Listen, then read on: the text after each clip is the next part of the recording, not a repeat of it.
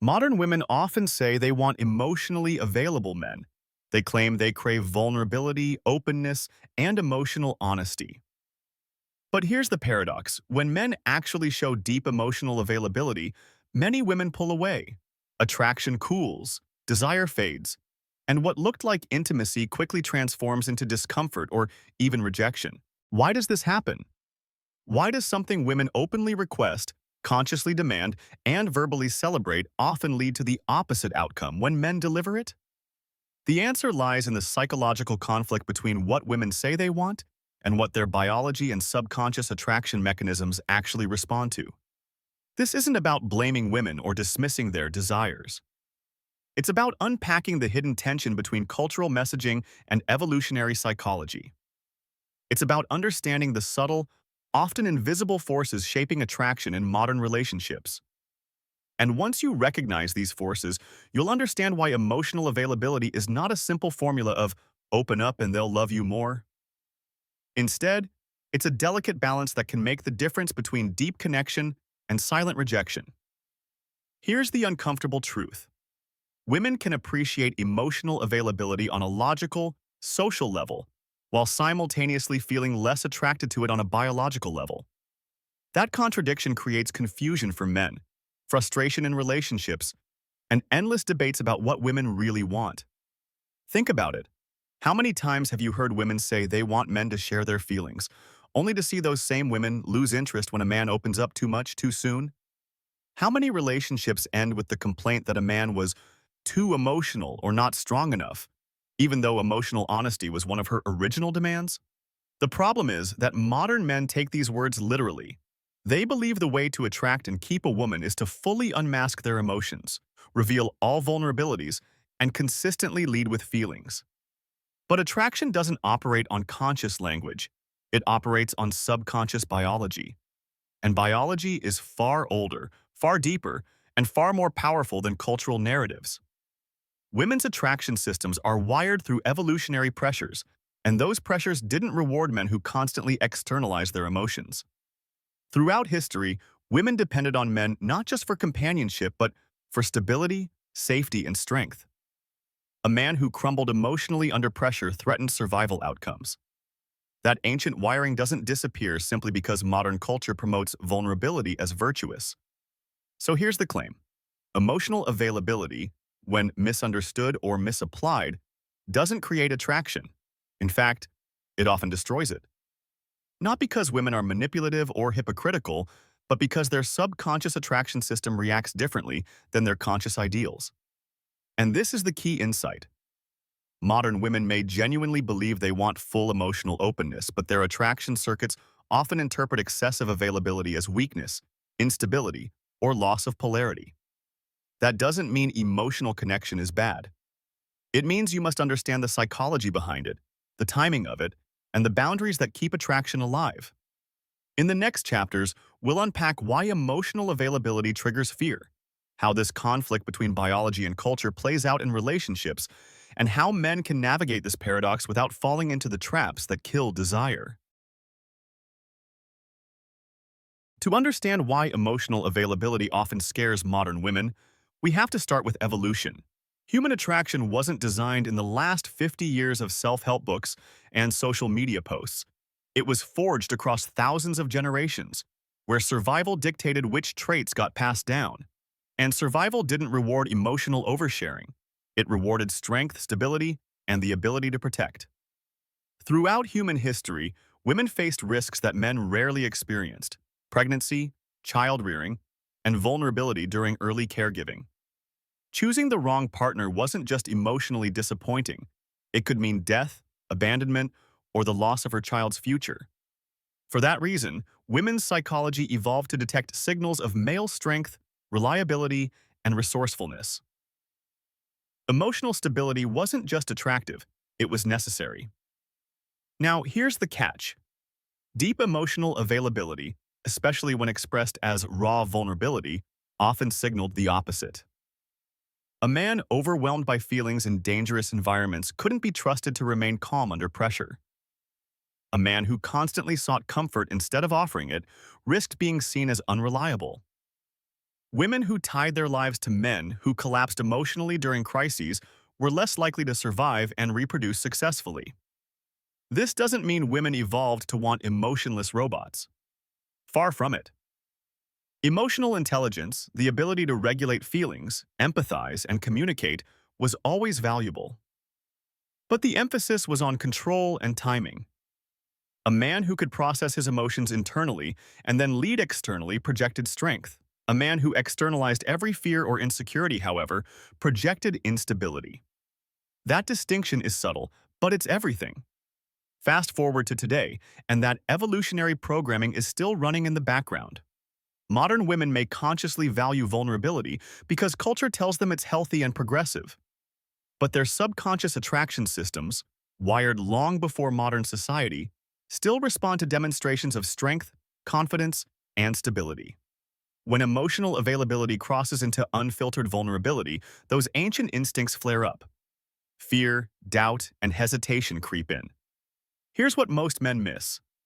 Women aren't consciously rejecting emotional men. They're unconsciously rejecting signals that their biology interprets as weakness. Her mind might say, I want a man who shares his feelings. But her gut says, if he's too emotionally unstable, can I trust him when life gets hard? That internal conflict plays out in countless modern relationships. You've probably seen this firsthand. A man bares his soul early in dating, confessing loneliness, insecurities, or doubts, and instead of deepening intimacy, the woman withdraws. She might not even know why. She just feels the attraction fade. That's evolutionary programming in action. The key insight is this. Emotional availability isn't inherently unattractive. It only triggers fear when it signals instability, loss of control, or inability to lead. Women want to feel safe sharing their emotions, but they struggle to stay attracted to men who appear consumed by their own. Understanding this evolutionary foundation explains why the paradox exists. It's not hypocrisy, it's biology. And once you grasp that, you can start working with women's attraction systems instead of fighting against them. If evolutionary programming explains the biological foundation, social conditioning explains the confusion. Modern culture constantly tells women they should want certain things in men, things that don't always align with what their biology actually responds to. And this creates one of the biggest double standards in modern dating. Women often celebrate emotional availability in theory, but resist it in practice. From a young age, women are told that toxic masculinity is the problem, that men need to open up, show feelings, and be vulnerable. Social media amplifies this message daily. Real men cry. Real men share their emotions.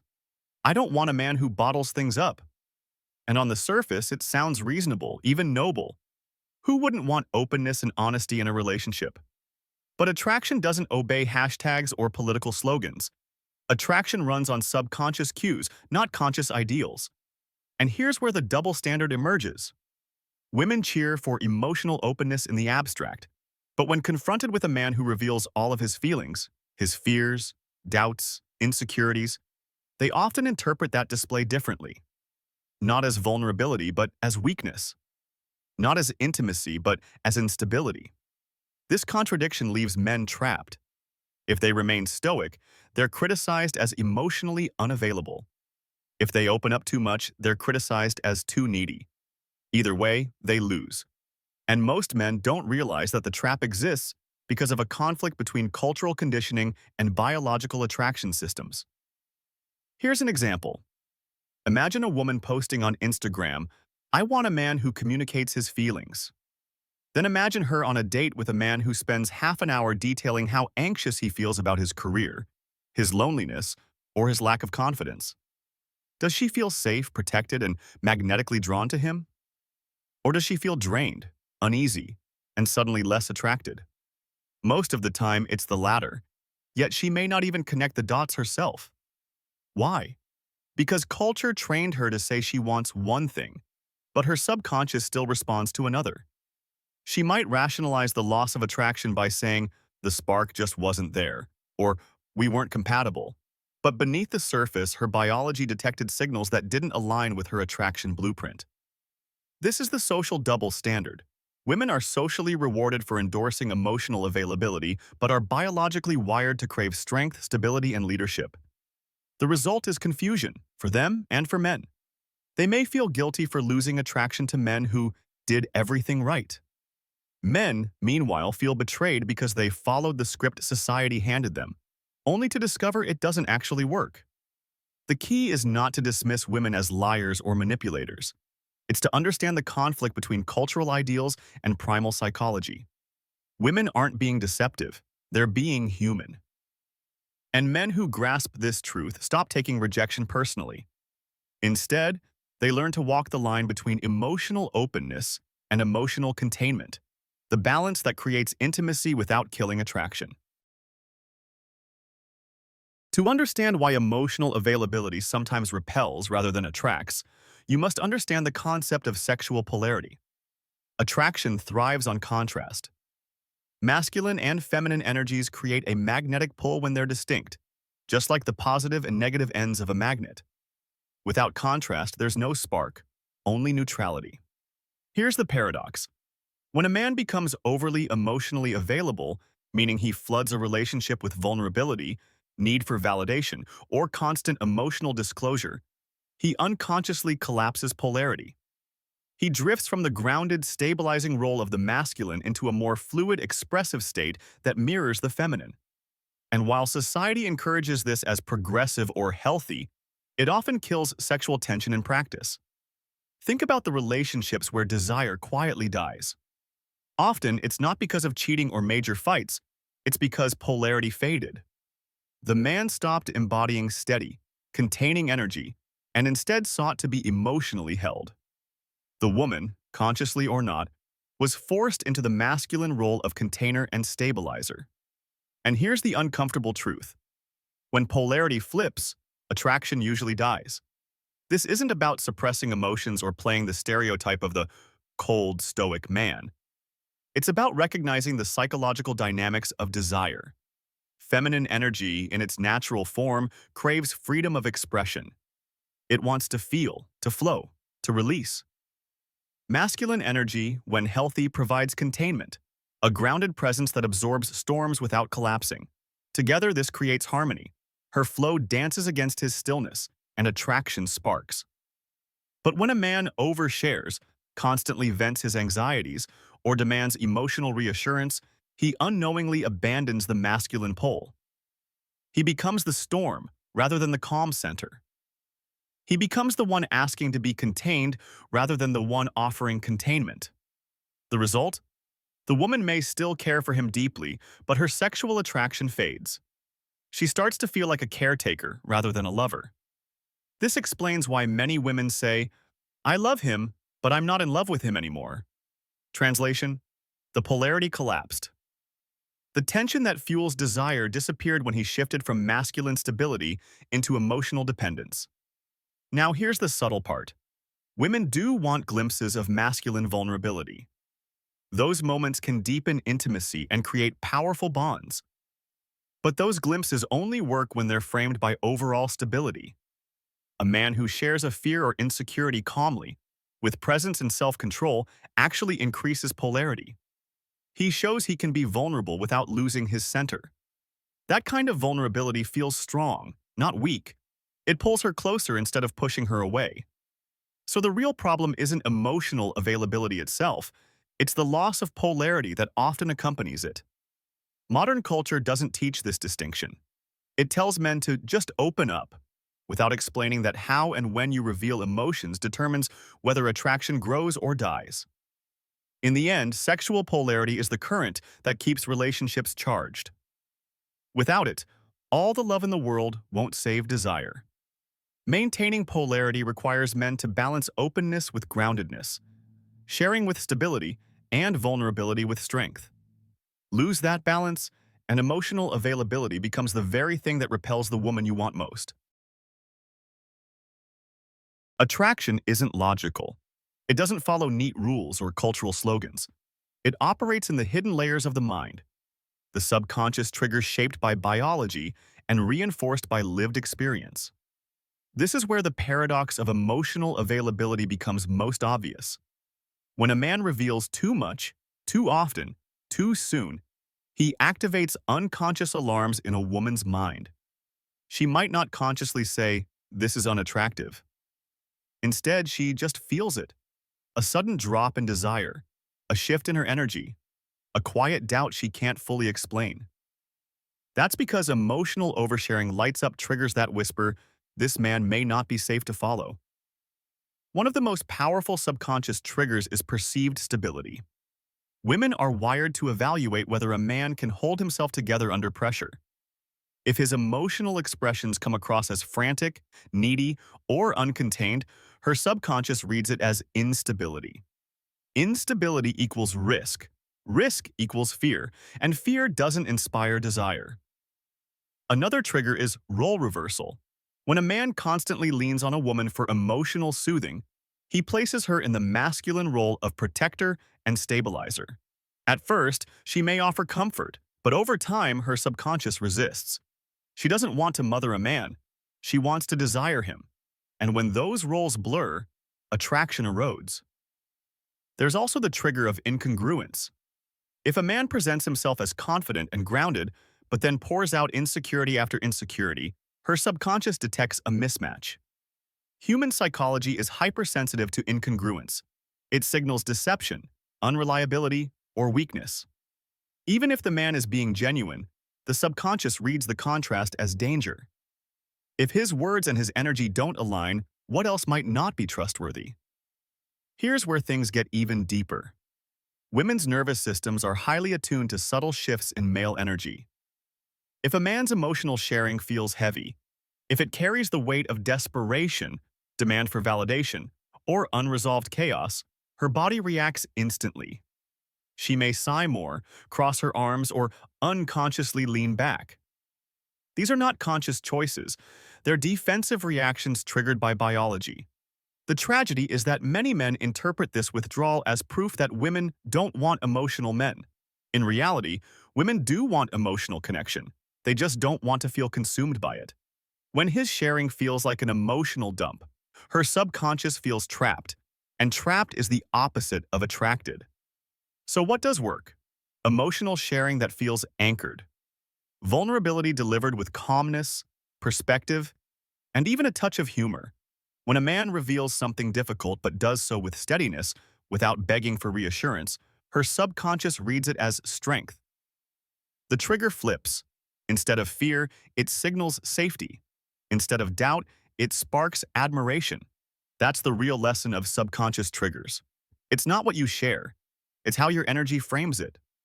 A man can talk about pain, loss, or fear and still deepen attraction. If his presence communicates, "I can handle this and I'll still be solid for you." Because in the end, her subconscious isn't listening to your words. It's scanning your energy for one thing. Can you hold the weight of both your emotions and hers without collapsing?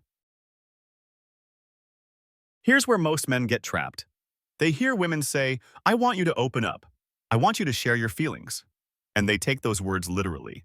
So they unload everything, every fear, every insecurity, every frustration, believing it will create intimacy. But instead of bringing her closer, it pushes her away. And he's left confused, even angry. "She asked me to be open, and then she lost interest when I was." This is the misinterpretation trap. Men confuse emotional availability with emotional flooding. They believe that revealing more emotions automatically equals more connection. But human psychology doesn't work that way. Connection doesn't come from volume, it comes from calibration. From knowing what to share, when to share it, and how to share it. Think of it like this. Imagine walking into a room with a single lit candle. The soft glow feels warm, intimate, magnetic. Now imagine walking into the same room with floodlights blinding you from every direction. That overwhelming intensity doesn't feel intimate, it feels suffocating. That's exactly how emotional flooding feels to women. What was supposed to create closeness actually creates pressure. Here's the danger. When a man overshares too soon, the woman's subconscious doesn't just register openness, it registers instability. It tells her, if he's falling apart this easily with me, what happens when life really tests him? Remember, Her biology is scanning not only for connection, but also for protection. If your emotional openness signals that you can't regulate yourself, her instincts say, I can't trust this man to hold me. And here's the second layer of the trap. Women themselves often don't realize this conflict. Consciously, she meant it when she said she wanted you to share. Subconsciously, her attraction system recoils when you flood her with unfiltered emotions. She may even feel guilty for pulling away because she doesn't understand why her feelings shifted. But biology doesn't ask for permission. It reacts. That's why men who fall into this trap often walk away bitter, claiming, women don't know what they want. The truth is more nuanced. Women do want intimacy, but intimacy and attraction follow different rules. Intimacy is about closeness. Attraction is about polarity. And when you confuse the two, you risk destroying both. So what's the way out? It's learning to distinguish between healthy emotional expression and emotional dumping. Healthy expression is grounded. It's when you can share something vulnerable but still radiate steadiness. Emotional dumping is when your sharing is chaotic, demanding, or framed as a cry for rescue. One deepens trust, the other erodes attraction. The misinterpretation trap catches men who think women's words are the map, but words are only the surface. The real map is biology, and if you follow biology, you'll see the truth. She isn't rejecting your feelings. She's rejecting the energy of instability that sometimes comes packaged with them. Master this distinction, and you'll stop confusing her withdrawal with rejection. You'll see it for what it is. Feedback from her subconscious that you've crossed the line between openness and overload. If the misinterpretation trap teaches us what not to do, strategic emotional intelligence shows us what works. Because the truth is, women don't want cold, emotionless men. They crave connection. They crave intimacy. But they also crave safety, polarity, and trust. The men who succeed are the ones who understand how to balance all of these through emotional intelligence. So what exactly is strategic emotional intelligence?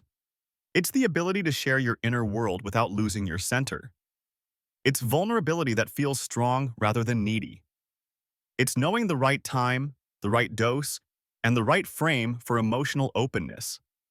Think of it like a leader in crisis. A great leader doesn't pretend he has no fear. He acknowledges reality, shows humanity, but radiates calm and confidence at the same time. His people trust him not because he hides his emotions, but because he demonstrates mastery over them. He shares enough to connect, but not so much that others feel burdened. That's exactly how strategic emotional intelligence works in relationships. Here's the formula. Reveal but regulate. Reveal something real, but regulate how it's delivered. Instead of dumping your emotions raw, you frame them with perspective. You let her see your humanity, but you show her you're not drowning in it. For example, flooding version. I'm so stressed I can't handle my job anymore. I don't know what to do. I feel like I'm failing. Strategic version. Work's been intense lately. Honestly, I've felt the pressure, but I'm handling it and making adjustments. I know I'll figure it out.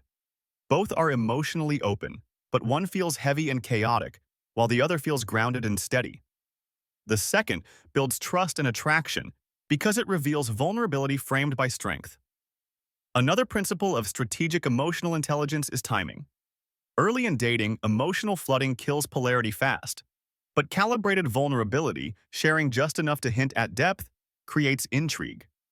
Once trust is established, deeper sharing becomes not only safe but magnetic. Women want to feel that they are the ones who gradually earn your emotional world.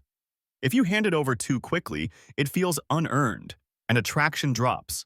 And finally, strategic emotional intelligence uses selective vulnerability. Not all emotions need to be shared with a woman. Some are better processed with male friends, mentors, or alone. When you bring everything to her, you overload the dynamic. When you filter wisely, you create space for her emotions too, without forcing her into the role of your therapist. The result of this strategy is powerful. She feels close to you without losing respect for you. She feels emotionally connected without being burdened. And most importantly, she feels polarity, because you've proven that you can be open and human, yet still masculine and stable. That's the essence of strategic emotional intelligence. It transforms emotional availability from a liability into an advantage. It's what separates men who repel women by oversharing from men who inspire women to lean in deeper, craving both their strength and their vulnerability. Up until now, we've unpacked the theory. But knowledge without application is useless. To actually benefit from understanding emotional availability, you need practical signals, clear ways to express vulnerability while maintaining the attraction that polarity creates. The first signal is measured disclosure. Don't reveal your entire emotional world at once. Instead, share in pieces. A short sentence about how you're feeling, followed by perspective or action, creates trust without overwhelm. For example, I was nervous before that meeting, but once it started, I settled in and got focused. This tells her you have emotions, but also control. She sees humanity and stability together, which is the combination that fuels attraction. The second signal is framing vulnerability with leadership. If you share a struggle, always pair it with what you're doing about it. Instead of saying, I feel lost right now, you frame it as, I've been rethinking my direction lately and I'm making changes to get clarity. The difference is subtle but profound. One feels like a cry for rescue. The other feels like strength in progress. The third signal is presence over performance. Many men mistake emotional availability for dramatic displays, raised voices, long speeches, heavy monologues. But true connection is quieter. Presence means speaking your truth calmly, holding eye contact, and letting silence do the work. Women don't remember every word you say, but they never forget how your energy feels. If your presence radiates steadiness, your vulnerability draws her closer instead of pushing her away. Another practical application is calibrated timing. Early attraction is like building a fire. Too much wet wood smothers the flame. Share lighter emotions in the beginning, your passions, small frustrations, ambitions. Save the deepest layers for later, once trust is built. By pacing disclosure, you let her feel she's earning access to your inner world, which makes that access feel valuable. There's also the signal of balanced reciprocity. Don't make the conversation only about your emotions. Invite hers too. When you share something real, follow with, have you ever felt that way? This creates a two-way street, keeping the dynamic light and engaging instead of one-sided and heavy. Finally, practice nonverbal signals of stability while sharing. Keep your posture open, your breathing steady, and your tone calm. If your words reveal vulnerability but your body radiates composure, she experiences you as strong. If your words reveal vulnerability and your body collapses with it, she experiences you as weak. Nonverbal framing is often more powerful than the words themselves. These practical signals are the difference between emotional availability that creates intimacy and emotional availability that kills attraction. Share lightly at first. Frame struggles with solutions. Lead with presence, not drama. Pace your disclosures. Balance her emotions with yours. And ground everything with calm energy. When you apply these signals, you flip the script. Instead of scaring women with emotional flooding, you draw them in with emotional intelligence. Instead of being the man who opened up and got rejected, you become the man who shares just enough to build both intimacy and desire. That's how you turn emotional availability from a liability into a magnetic force.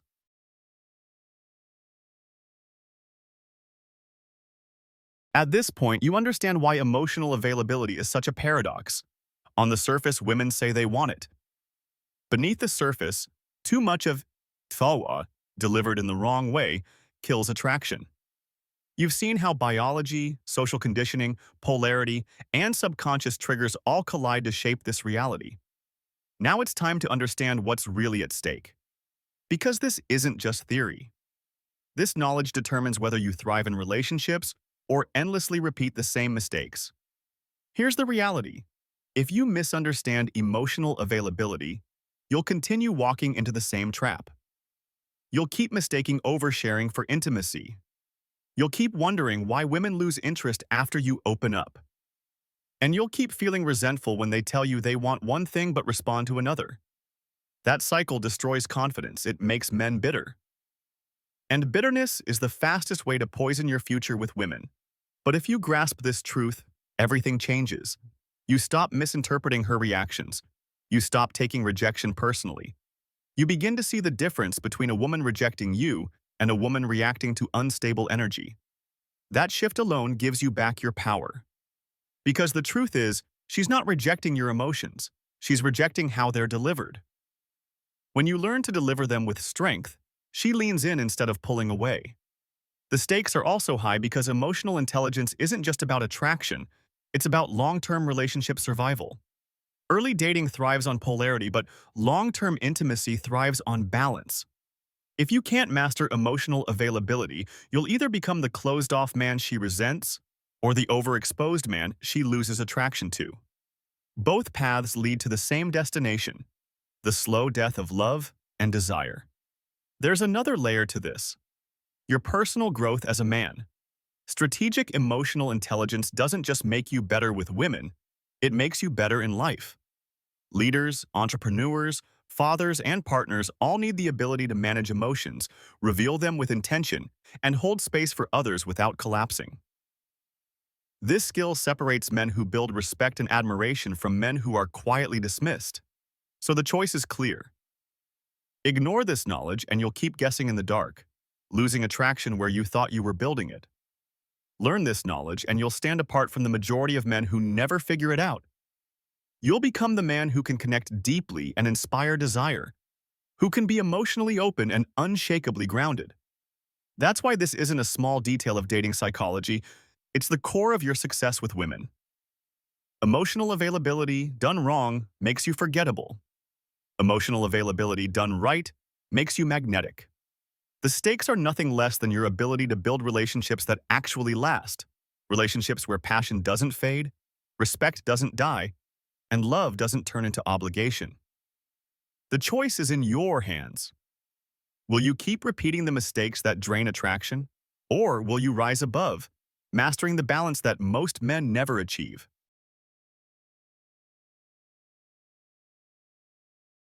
Now you've seen the full picture. You understand why emotional availability, when misunderstood, pushes women away. You understand how biology, social conditioning, polarity, and subconscious triggers shape her attraction system. And most importantly, you understand the difference between emotional flooding that destroys desire and emotional intelligence that builds it. But here's the truth. Simply knowing this isn't enough. Knowledge without action changes nothing.